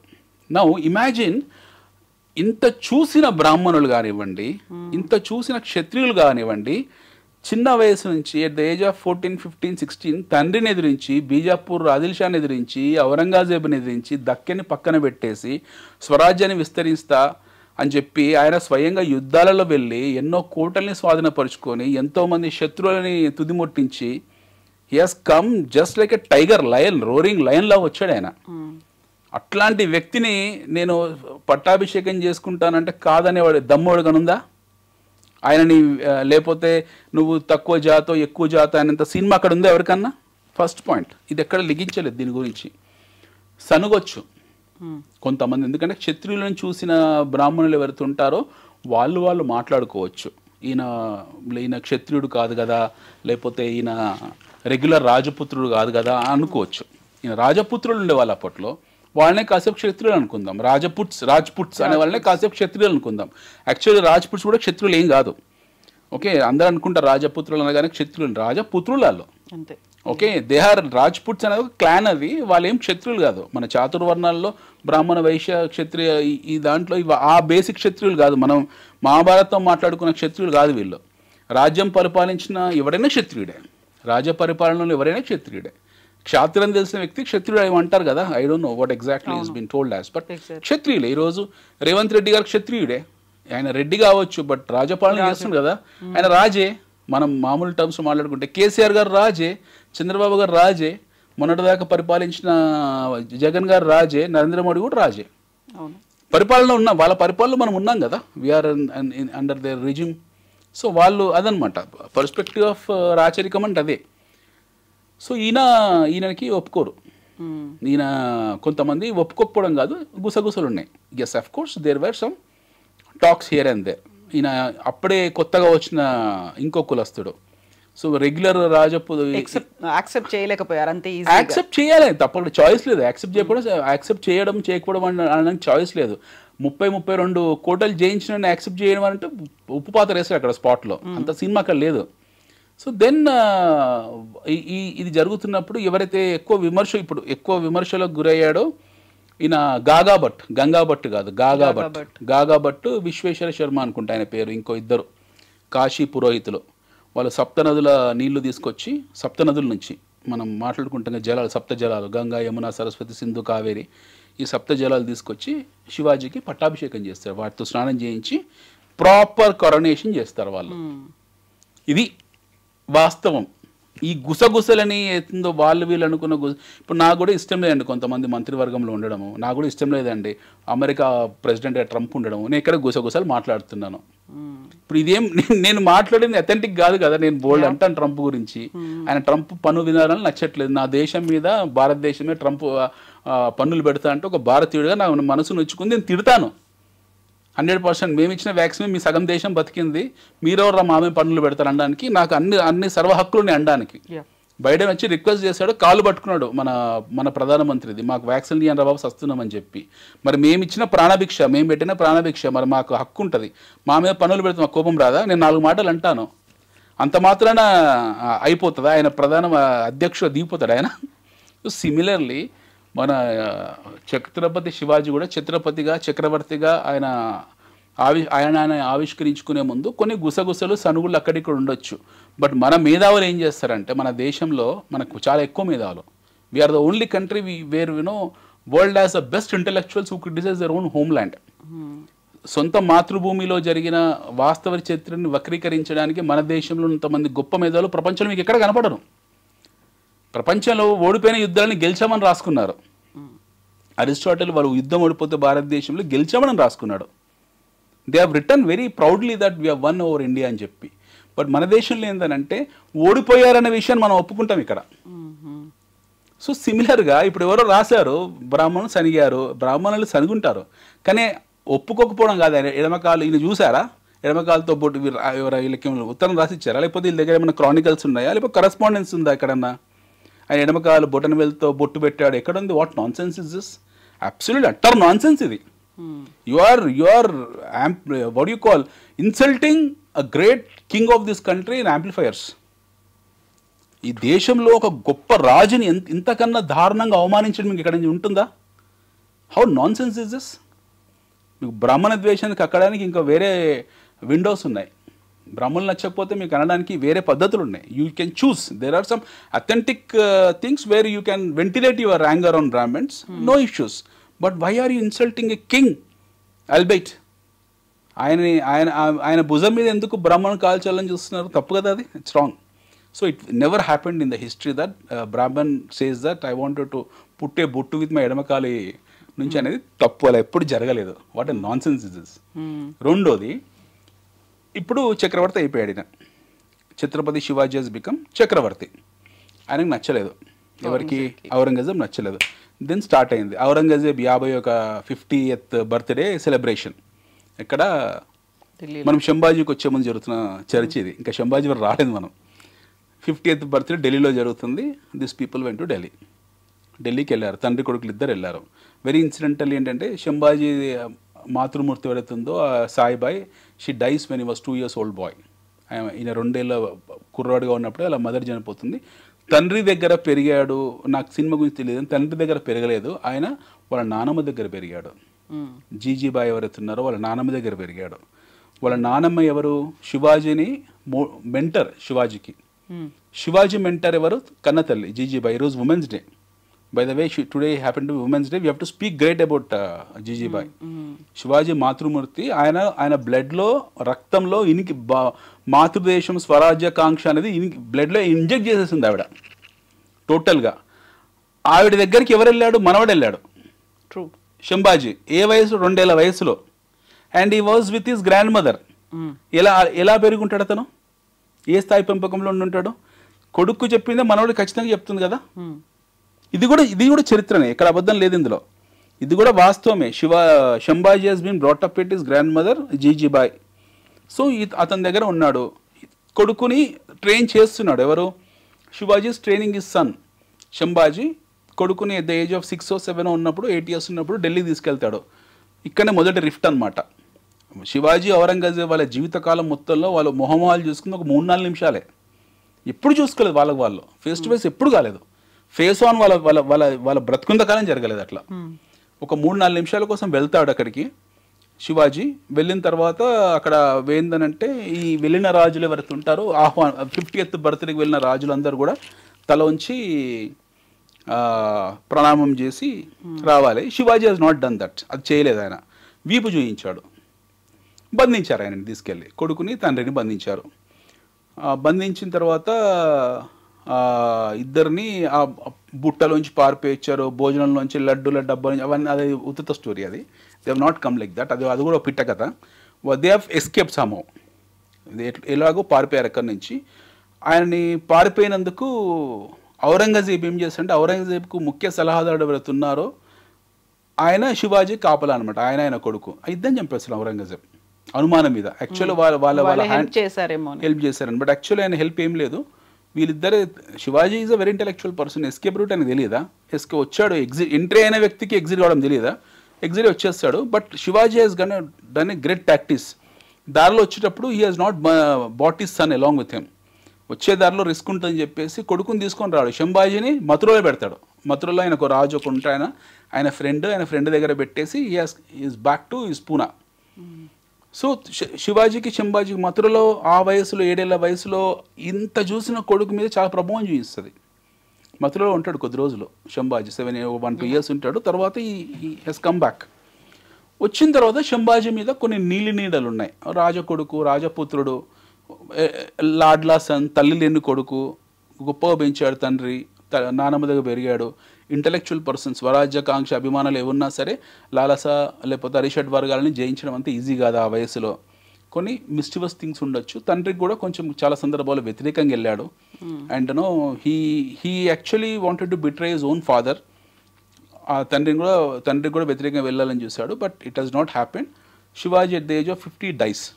ఆయన 50 ఏళ్ల వయసులో ఆయన చనిపోతారు. చనిపోయిన తర్వాత ఈయన లేడు అప్పుడు, గుజరాత్లో ఇక్కడ ఉన్నాడు శంభాజీ. వాళ్ళ పిన్ని ఎవరైతే ఉంటారో సోరాబాయ్, ఆవిడ శివాజీ లేని టైంలో ఇమీడియట్గా ఆమె కొడుకు రాజారాంని పట్టాభిషిక్తిని చేస్తుంది. చేయగానే ఆయన ఈ సంగతి శంభాజీ తెలిసి ఆగమేఘం వచ్చి కోపం మీద ఇద్దరిని, రాజారాంని ఆయన పిన్నిని బంధిస్తాడు. Then he declares himself as Chhatrapati. That time he was around 23 years. Is a 23-year-old boy. 23 ఏళ్ళ 24 ఏళ్ళ వయసు ఉంటుంది. Young boy, is a young boy. 23-24 years వయసులో ఆయన రాజాభిషిక్తి చేసుకొని చక్రవర్తి డిక్లేర్ చేసుకొని then he understand what is father mind set. ఎప్పుడైతే రాజుగా కుర్చీలో కూర్చుంటాడో అప్పుడు అర్థమవుతుంది ఆయన తండ్రి ఏం కలలు కన్నాడు. అంతకాలం ఉన్న యవ్వన కాలంలో, అంతకాలము ఒక యువరాజుగా బాధ్యత లేకుండా ఉన్న వ్యక్తికి then once he become the king he understands the responsibility of అఖండ భారత్ ఏంటి. అప్పుడు ఆయన prime target Delhi. Then Sambhaji's prime target is only Delhi. Then సమూహం మనకు తెలిసింది, ఔరంగజేబు బంధిస్తాడు ఎవరిని, శంభాజీని. శంభాజీ పట్టుకోవడంలో కూడా ఆయన దగ్గర అప్పుడు స్పైయింగ్ ఎలా ఉంటుందంటే, స్పైయింగ్ వర్సెస్ కౌంటర్ స్పైయింగ్ ఉంటుంది. ఈయన స్పైసే ఆయనకు ద్రోహం చేసి ఉంటారు, లేకపోతే ఈయన టార్గెట్ చేసి ఉంటారు. Somehow the other he dice at the age of 31-32 years. అది కూడా ఔరంగజేబ్ కూడా ఇతన్ని చంపే విధానం ఏంటంటే, శివాజీని జయించలేకపోయిన ఔరంగజేబ్ ఏంటంటే ఆయన తండ్రి మీద ఉన్న కోపం కొడుకు మీద తీర్చుకున్నాడు. Is a cruel man. Aurangzeb is a cruel man, basically దుష్టుడు. సో అతని మనసులో ఏముంది, నేను శివాజీని జయించలేకపోయాను. శివాజీ పోతూ ఒక కొత్తను తయారు చేశాడు. వీడు ఇంకా పెద్ద డేంజరస్ పర్సన్. ఆయన వృద్ధుడు అయిపోయాడు అప్పటికే. Is around oldie man. అప్పటికే 75-80 ఏళ్ళ వయసుకు వచ్చాడు. 70 ఏళ్ళు ఉంటాడు అనుకుంటా బహుశా ఆ టైంలో, ఎవరిని చనిపోయినప్పుడు, శంభాజీ చనిపోయినప్పుడు. వృద్ధుడు అవుతున్నాడు. నాకు వీడు పెద్ద ఛాలెంజ్ అవుతాడు భవిష్యత్తులో. So I have to punish him. And then punishment has to be 2 ways. ఒకటి, నా వ్యక్తిగత కోపం చల్లారాలంటే వీని అత్యంత క్రూరంగా చంపాలి. రెండోది, it has to go to entire Maratha clan, ఒక మెసేజ్ పంపించాలి అని చెప్పేసి 40 రోజులు ఉల్టా లట్కాయించి పైనుంచి కిందికి తలకాయ పెట్టి చిత్రహింసలు అనమాట. అంటే మొత్తం చర్మం వలిసేసి కంప్లీట్గా, అంటే ఒక చోట రాసి ఉంటుంది, first they catches him, then cut his liver. ఇక్కడ కట్ చేసి లివర్ మీద కారం పోస్తారు, కార్జ మీద కారం పోస్తారు. అంటే ఆ స్థాయి నుండి హింస గురి అయ్యారు. కళ్ళు బీకేస్తారు, హాలో కళ్ళు. వీళ్ళకి మొగులుసుకున్న మొదటి నుంచి మాయరోగం ఏంటంటే, కళ్ళు బీకేసిన తర్వాత అందులో ఉప్పు నీళ్ళు పోస్తారు చిత్రహింసలు గురి చేయడానికి. Same thing has done by Jahangir to ఇస్తాన్. ఔరంగజేబ్ తాత ఎవడెత్తున్నాడో జహాంగీరు, సలీం అనుకుంటాం అల్లర్కలి, ఆ జహాంగీర్ ఏం చేస్తాడు, ఆయన పెద్ద కొడుకు కూడా కొంచెము తండ్రి మీద వ్యతిరేకంగా వెళ్తాడు. వాడిని పట్టుకొని వాడిని జైల్లో వేసి చిత్రహింసలు గురి చేసి కళ్ళు బీకేసి ఉప్పు నీళ్ళు పోసి చివరికి ఆ బతుకున్నాగానే జంతువులకు క్యానిబల్స్కు మర్చిపోయా, వీళ్ళకు ఎవరికి నరమాంస భక్షకులకు క్యానిబల్స్కు ఆహారం చేసిరేస్తాడు. అలాంటి మరణమే ఈయనది కూడా. ఎవరిది? శంభాజీది. శంభాజీని ఈడ్చుకుపోయి శరీరం అంతా తుక్కు అయిపోయిన తర్వాత ముక్కలు చేసి జంతువులకు ఆహారంగా పడేస్తారు. But what happened is after the death of cruel death of Sambhaji, ఆయన ఔరంగజేబ్ అనుకున్నది ఏంటి, భయపడతారు జనాలని, మరాఠాస్ భయపడతారని. But 27 bloody long years Marathas took given a fight to Aurangzeb. 27 సంవత్సరాలు ఔరంగజేబ్ని ముప్పు తిప్పలు పెట్టి 3 చెరువులు నీళ్ళు దాపిస్తారు. ఓడిపోరు, లొంగరు. Marathas the great. ఈరోజు ప్రతి మరాఠాకు మనం సలాం కొట్టాలి. ప్రతి భారతీయుడు మరాఠాస్కు సలాం చేయాలి, కనిపిస్తే దండం పెట్టాలి. ఎందుకంటే వాళ్ళు రగిలించిన రాజకాంక్ష అది ఎక్కడి వరకు వెళ్ళిపోయిందో తర్వాత మన భారత స్వాతంత్రం మీద కూడా దాని ప్రభావం పడింది. Marathas given a great fight in the Indian history. చాలా గొప్ప యుద్ధం చేశారు. తర్వాత వాడు Aurangzeb he dice at the age of 91-92. ఆ డిస్సాటిస్ఫాక్షన్ చచ్చిపోతాడు. Aurangzeb dies with his dissatisfaction. 27-28 సంవత్సరాలు యుద్ధం పోతాడు. ఔరంగజేబ్ తర్వాత ఆయన మనవడు కొడుకు ఉంటాడు, బహదూర్ షా జాఫర్ అని చెప్పి. బహదూర్ షా జాఫరు చూడండి, హౌ కర్మ కమ్స్ బ్యాక్, హౌ ఇట్ రిటాలియేట్స్. కర్మను ఎవరు తప్పించుకోలేరు. బహదూర్ షా జాఫర్ని బ్రిటిష్ వాళ్ళు బంధిస్తారు, తీసుకెళ్ళి రంగూన్ జైల్లో పడేస్తారు. అక్కడే చచ్చిపోతాడు. ఈ రిక్వెస్ట్, అరే నన్ను మా ఊరికి పంపిరా నాయన, ఢిల్లీకి పంపేయండి, నేను నన్ను అక్కనే పాతి పెడతారంటే పంపరు వాళ్ళు, బ్రిటిష్ వాళ్ళు. వాళ్ళు ఇలాగ ష్రూడ్ పీపుల్, వీనే జావని చెప్పి అలా చచ్చిపోతాడు. ఎవరు? బహదూర్ షా జాఫర్ అక్కడే చచ్చిపోతాడు. ఆయన భారత స్వాతంత్ర పోరాటం చేశాడు, అవి చేశాడని ఇవన్నీ మళ్ళీ ఇది ఒక పిట్టకథ. ఆయన ఏ స్వాతంత్ర పోరాటం చేయలేదు. ఆయన పోరాటం చేసింది ఆ ఢిల్లీలో ఆయన రాజ్యం కాపాడుకోవడం కోసం. కొంతమంది అప్పటికే ఉన్న 1857 రెవల్యూషన్లో అప్పటికే ఉన్న ఈ విప్లవకారులు ఎవరుతుంటారో, ఉద్యమకారులు, స్వతంత్ర సేనానులు ఎవరుతుంటారో వాళ్ళందరినీ సహాయం కోరుతాడు. ఏమని వెళ్ళి వాళ్ళ సహాయం కోరుతాడు. ఏమని సాయం కోరుతాడు? నా రాజ్యం నాకు ఇప్పియండి, నాకు సాయం చేయండి, ఇది కూడా భారతదేశంలో భాగమే కదా అని చెప్పి. సో ఎవరు హెల్ప్ చేయరు, లైట్ తీసుకుంటారేనండి. వీళ్ళ గురించి తెలుసు కాబట్టి ఆయన్నే ఫైట్ చేస్తాడు, ఓడిపోతాడు. ఆయన తీసుకెళ్ళి పాత బంగ్లాలో పెడతారు, తర్వాత రంగూన్ జైల్లో పడేస్తారు. He dice. Today his family, Aurangzeb so called Mongols, first ఎవరు అనుకున్నాం మనం? బాబర్, హుమాయూన్, అక్బర్, జహాంగీర్, షాజహాన్, ఔరంగజేబ్, బహదూర్ షా జాఫర్. ఈరోజు సేమ్ బహదూర్ షా జాఫర్ మనవళ్ళు మనవరాళ్ళు బెంగాల్లో, భోపాల్లో, పట్నాలో అంటూ దమ్ముకుంటున్నారు, అడుక్కు తింటున్నారు. Similar thing happen to Tipu Sultan also. Next time మనం టిప్పు సుల్తాన్లోని the other angle of Tipu Sultan చర్చించుకుంటాం. ఆయన పెద్ద భారత స్వాతంత్ర పోరాటం అని చాలా భయంకరంగా రాస్తుంటారు, కానీ ఆయన పోరాటం చేసింది ఆయన రాజ్యాన్ని కాపాడుకోవడానికి. భారతదేశం స్వాతంత్రం కోసం ఏం పోరాడలేదు. ఆయన పోరాటం చేసింది ఆయన రాజ్యం కాపాడుకొని. ఆయన 1,00,000 భ్రమలు, 1000 హెలూసినేషన్స్ ఉండేవి. ఆయన ఒక మానసిక జబ్బుతో బాధపడేవాడు టిప్పు సుల్తాను. చివరి క్షణంలో కూడా చెప్తే ఆయన తప్పించుకోలేకపోయాడు. దట్స్ అ డిఫరెంట్ స్టోరీ, మనం మళ్ళీ మాట్లాడతాం. Now karma I'm talking about. How karma has come back. Karma has come back like this. ఆయన వారసులు ఎవరుతున్నారో ఈరోజు అంట్లు దొమ్ముకుంటూ, సైకిల్ దొక్కుంటూ, రిక్షాలు దొక్కుంటూ, ఆటోలు దొక్కుంటూ, ఆటు పనుల బండ్ల మీద పంక్చర్లు వేసుకుంటున్నారు వాళ్ళు. సో గొప్ప రాజు ఏంటి? ఎవరు ఆదరించి ఉండేవాళ్ళు. గొప్ప రాజులు, గొప్ప చరిత్ర ఉండుంటే ఎవరో ఒకరు ఆదరించి ఉండేవాళ్ళు. ఇదే గ్వాలియర్ రాజులు, ఇదే సింధియా రాజులకు ఆ దరిద్రం పట్టలేదు. వాళ్ళు ఈరోజు కూడా విజయరాజ సింధియా, లేకపోతే మాధవరావు సింధియా కొడుకు ఎవడెత్తున్నాడో వీళ్ళందరూ హ్యాపీగా ఉన్నారు. వీళ్ళు మంత్రి పదవులు అనుభవించుకుంటూ వీళ్ళందరూ ఉన్నారు. బట్ వేరాస్ దిస్ ఫ్యామిలీ, ఎందుకంటే they have killed their own people. ఆదరణ లేకుండా పోయింది. ఆదరణ లేదు, ఎందుకంటే వాళ్ళే చంపుకుంటూ పోయారు. చూడండి, వాళ్ళని ఆదరించడానికి ఎవరు ఈ దేశంలో డబ్బున్న లేరా? వాళ్ళు ఆదరించాలనుకుంటే చాలామంది ఉన్నారు కదా. ఇప్పుడు పెద్ద పెద్ద సంస్థలు, ఇప్పుడు అరబ్ సంస్థలు ఉన్నాయి మన దేశంలో యాక్టివ్గా ఉన్నారు. వాళ్ళు గల్ఫ్ సంస్థలు ఉన్నాయి మన దేశంలో యాక్టివ్గా ఉన్నారు. సౌదీ సంస్థలు ఉన్నాయి మన దేశంలో యాక్టివ్గా ఉన్నారు. లేరా వీళ్ళందరూ కూడా? వీళ్ళని ఆదుకోవాలంటే అంత పెద్ద హాజీ మస్తాన్ లాంటి వాళ్ళు, లేకపోతే దావూద్ ఇబ్రాహిం లాంటి వాళ్ళు లేరా అప్పట్లో? ఎవరైనా ఆదుకోవచ్చు కదా. ఎవరు ఆదుకోలేదు, వదిలేశారు వీళ్ళని. They just left him. అంటే karma has come like that.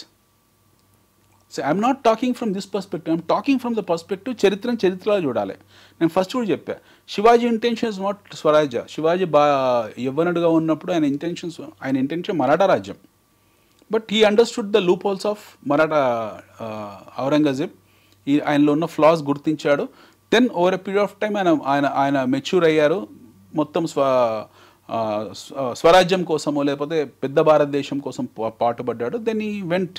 And similarly this man Shambhaji during his early ages as a teenage boy, whatever a king son can do he has done.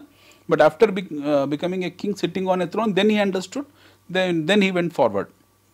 So సిమిలర్గా మనం హిస్టరీని హిస్టరీలానే చదవాల్సి ఉంటుంది. True. We have to understand history లాగా.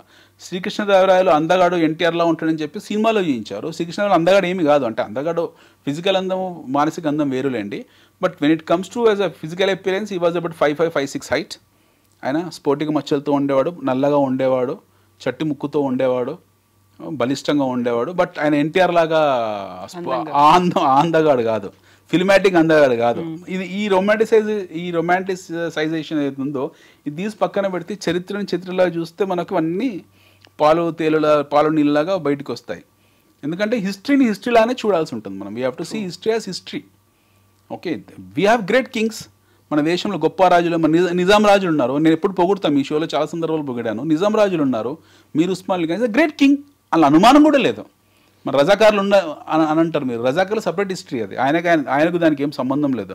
అది కాసిం రజు చరిత్ర. అది we have great kings like Mir Osman Ali Khan, Qutub Shahi, great kings, గొప్ప రాజులు. కుతుబ్ షాహీలో అద్భుతమైన రాజు కుతుబ్ షాహీ, కులూ కుతుబ్ షా, ఆదిల్ కుతుబ్ షా. తర్వాత మన మీర్ ఉస్మాన్ అలీ ఖాన్, వాళ్ళ నాన్న Mahboob Ali Khan is a fantastic man. Mahboob Ali Khan ఎవరైతే ఉన్నారో 6th Nizam king, is a great man, is a very great man. ఆయన గురించి గంటలు మాట్లాడచ్చు, అంత అద్భుతమైన వ్యక్తిత్వం. వాళ్ళ కోడలు, నిజాం రాజు కోడలు ఎవరుతున్నారో, నీలోఫర్ ఎవరుతున్నారో, ఆమెనే నీలోఫర్ హాస్పిటల్ కట్టించింది. సచ్ ఎ ఫెంటాస్టిక్ ఉమెన్ ఆవిడ, ఓ గొప్ప వ్యక్తిత్వం కలిగిన స్త్రీ ఆవిడ. మనం అంటే ఈ కోణాలని రాజుల్లో చూడాలి. ఇప్పుడు ఇందాక మాట్లాడిన రాజపుత్ర రాజులు ఎవరుతున్నారో వాళ్ళు ద్రోహం చేసుకున్నారు ఒకరినొకరిని. వాళ్ళేం శుద్ధపూసలు కాదు, వాళ్ళని ద్రోహం చేసుకున్నారు. వాళ్ళు ఇంకొకరికి ఛాన్స్ ఇచ్చారు. So there are plenty of things మనకు ఉన్నాయి. ఇప్పుడు మొహమ్మద్ బిన్ తుగ్లక్ ఉన్నాడు, తుగ్లక్ అని మాట్లాడదాం. తుగ్లక్ రాసిన టౌన్ ప్లానింగే ఈ రోజు మనం వాడుతున్నాం. ఈ రోజు కూడా Tughlaq is a great intellectual. Tughlaq చాలా గొప్ప రాజు, గ్రేట్ ఇంటలెక్చువల్. ఆయన రాసిన అడ్మినిస్ట్రేషన్ మనం ఫాలో అవుతున్నాం. సో అందరూ చెడ్డవాళ్ళు, అందరూ మంచి వాళ్ళు అని చెప్పడానికి ఉండదు. ఇక్కడ మంచి చెడు గురించి చర్చ కాదు, ఇక్కడ ఎవరు ఏంటి అనేది చర్చ. ట్రూ. అన్టోల్డ్ స్టోరీస్ బోల్డ్ ఉన్నాయి, వాటన్నిటి గురించి కూడా మనం మాట్లాడుకోవాల్సినటువంటి అవసరం అయితే ఉంది. Thank you so much Anil garu. Will meet and talk many more things. Thank you అండి. Thank you so much.